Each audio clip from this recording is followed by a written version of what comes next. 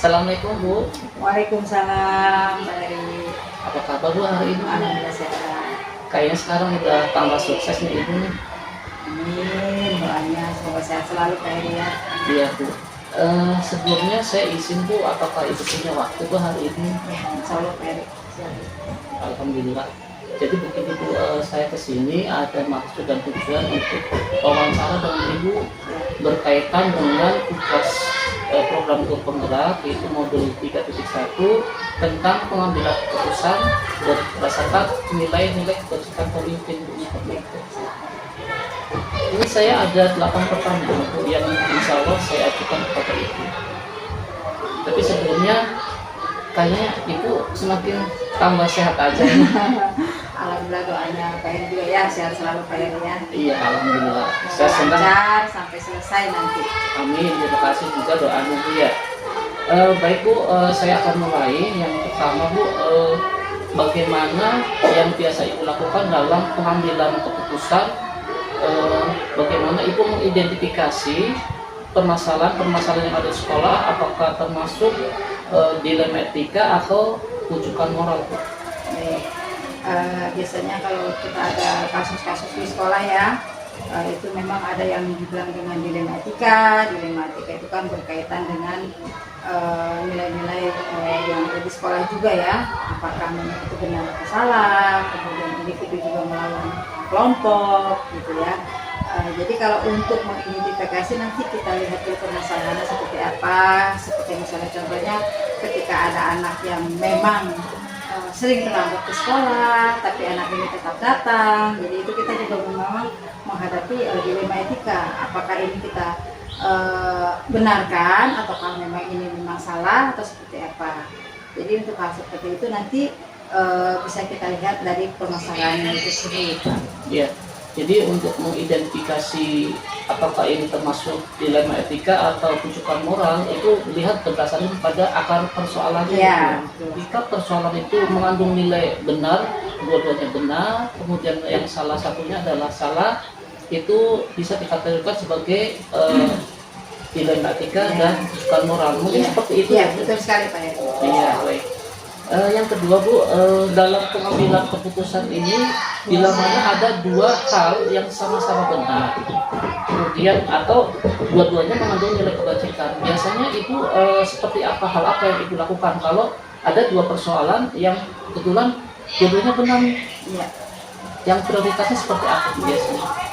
Biasanya kalau ada hal persoalan seperti itu, kita kumpulkan dulu informasinya, kita kumpulkan dulu data-datanya, kemudian kita identifikasi seperti apa. Nah setelah itu kita bentuk tim bagaimana kita mengatasi permasalahan tersebut agar nanti keputusan yang kita ambil itu bijak, kemudian juga berpihak kepada siswa tersebut, seperti itu Pak.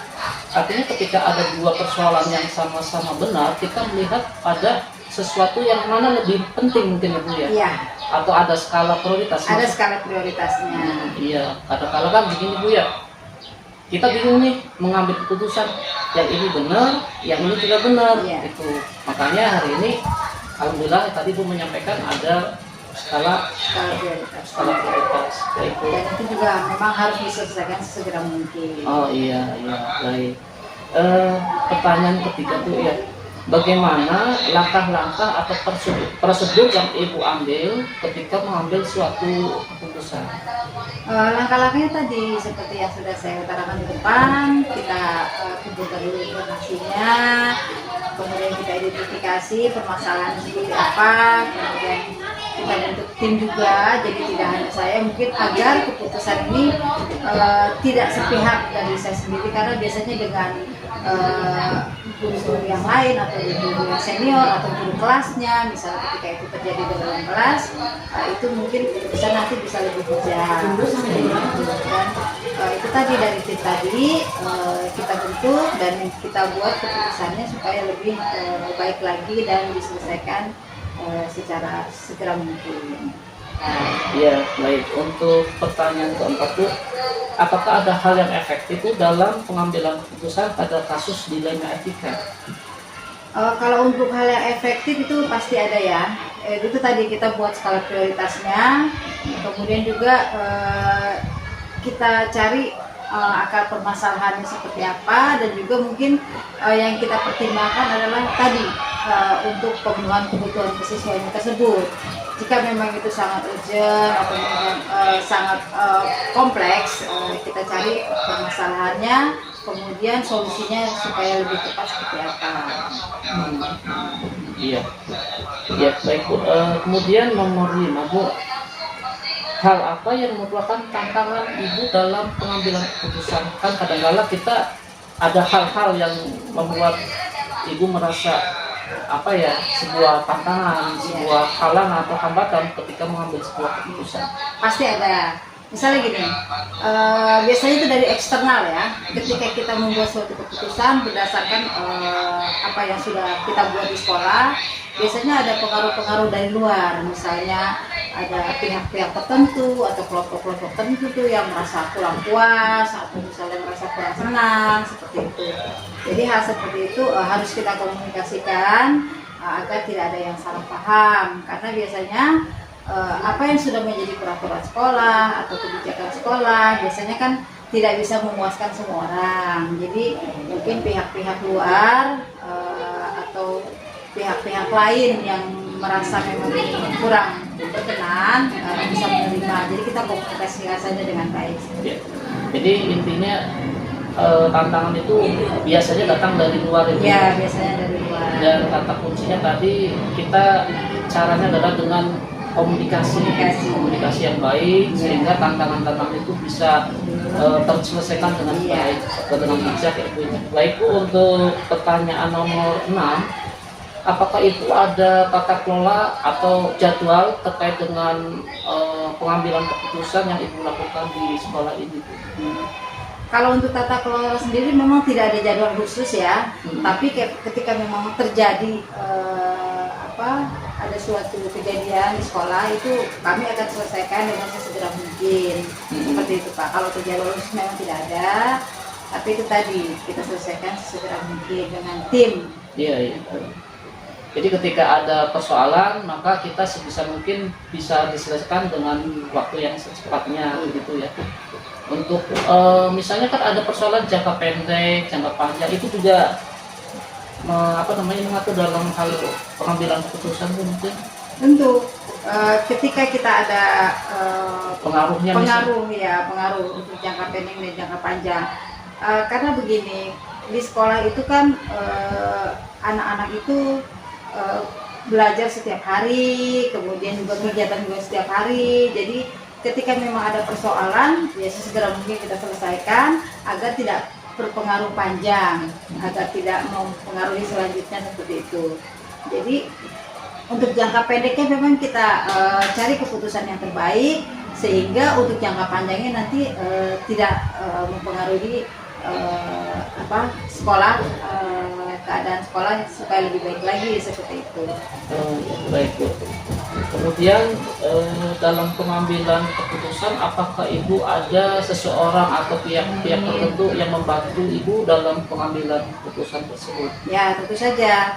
Di sini kami ada guru-guru yang senior yang memang sudah berpengalaman, jadi cukup bijak. Jadi tentu kita punya tim. Jadi tim ini akan membantu saya juga dan kami untuk memutuskan sebuah persoalan. Apakah Ibu juga mungkin melibatkan orang tua siswa dalam pengambilan keputusan tersebut? Tentu saja. Kami di sini ada yang namanya paguyuban juga dengan orang tua.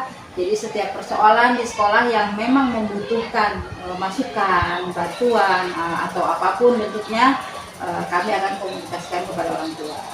Luar biasa sekali Ibu ya. Jadi ketika mengambil keputusan itu bukan hanya pihak sekolah yang terlibat, tetapi juga pihak orang tua dilibatkan dalam pengambilan keputusan tersebut ya Bu ya. Kemudian Bu, terkait dengan Ibu selama ini kan sudah menjadi pemimpin di sekolah ini ya, adakah hal atau pelajaran yang bisa Ibu ambil dalam pengambilan keputusan terkait persoalan dilema etika ataupun rujukan moral Bu? Iya. Hal yang bisa saya ambil adalah itu tadi, intinya komunikasi yang baik, kita menjaga hubungan yang baik dengan seluruh warga sekolah, dengan siswa, dengan guru-guru, dan juga dengan orang tua murid. Jadi semua warga sekolah itu kita rangkul, kita buat harmonisasi yang baik sehingga kita bisa seiring sejalan sesuai dengan tujuan pembelajaran dan tujuan dari sekolah itu sendiri. Jadi ketika kita sudah berkomunikasi dengan baik, persoalan apapun itu akan mudah terselesaikan ya Bu. Insya Allah. Mungkin sebagai penutup ya, apakah Ibu punya harapan terkait bagaimana supaya sekolah ini kondisinya selalu kondusif, mungkin seperti itu. Sip ya. Pasti ya, namanya sekolah, kita ingin sekolah nyaman, anak-anak belajar dengan nyaman, seperti itu. Hal yang pertama mungkin kita bisa menanamkan budaya-budaya positif di sekolah, melaksanakan pembiasaan-pembiasaan dari budaya positif, sehingga budaya positif ini tidak hanya sebagai bacaan atau wacana, tapi sudah menjadi karakter kepada siswa seperti itu. Dan juga kenyamanan di sekolah juga ketika memang sudah positif semuanya, insya Allah kita bisa seiring sejalan dengan baik. Baik Bu, terima kasih atas waktunya dan kesempatan saya bisa berwawancara dengan Ibu. Semoga apa yang tadi Ibu sampaikan bisa saya ambil manfaatnya juga. Dan sekali lagi kami juga mohon maaf ya Bu ya, barangkali sudah mengganggu waktu Ibu, dan saya berdoa semoga sekolah ini SD Karangsari 1 ya Bu. Semoga kedepannya semakin sukses ya Bu ya. Amin. Terima kasih Pak Heri. Sama-sama, Sukses Ibu. untuk Pak Heri, Ya. dilancarkan, dimudahkan. Terima kasih Ibu, dan mungkin saya sudah cukup. Saya mohon izin pamit. Ya. Terima kasih. Assalamualaikum warahmatullahi wabarakatuh. Waalaikumsalam. Dicek dulu.